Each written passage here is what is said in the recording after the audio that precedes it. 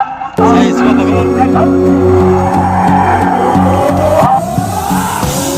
mixing different grains in your atta because this brand has succeeded.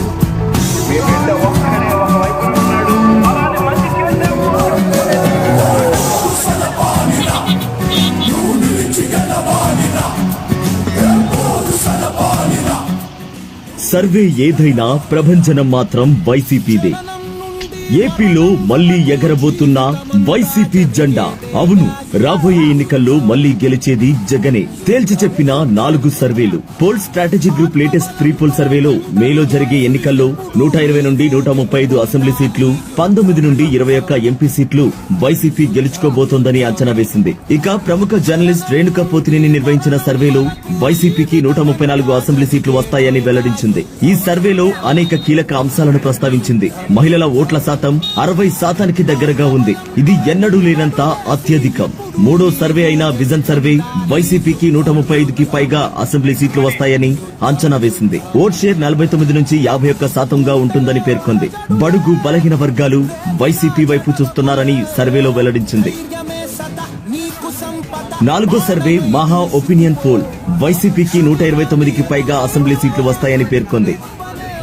ఐదో survey అయిన elections కూడా వైసీపీకి 127కు పైగా అసెంబ్లీ సీట్లు గెలుస్తుందని పేర్కొంది.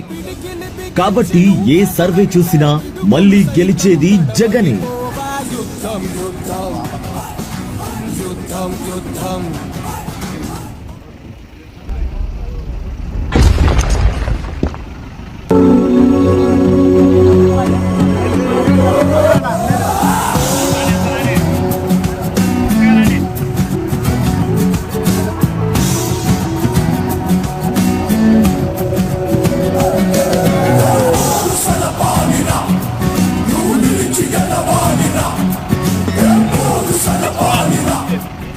సర్వే ఏదైనా ప్రభంజనం మాత్రం వైసీపీదే. ఏపీలో మళ్లీ ఎగరబోతున్న వైసీపీ జెండా.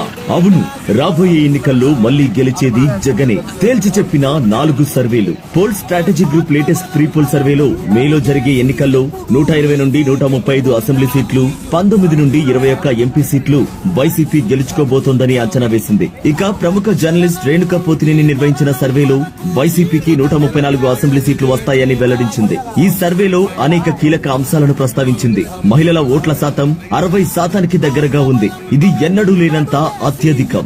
మూడో సర్వే అయిన విజన్ సర్వే వైసీపీకి 135కి పైగా అసెంబ్లీ సీట్లు వస్తాయని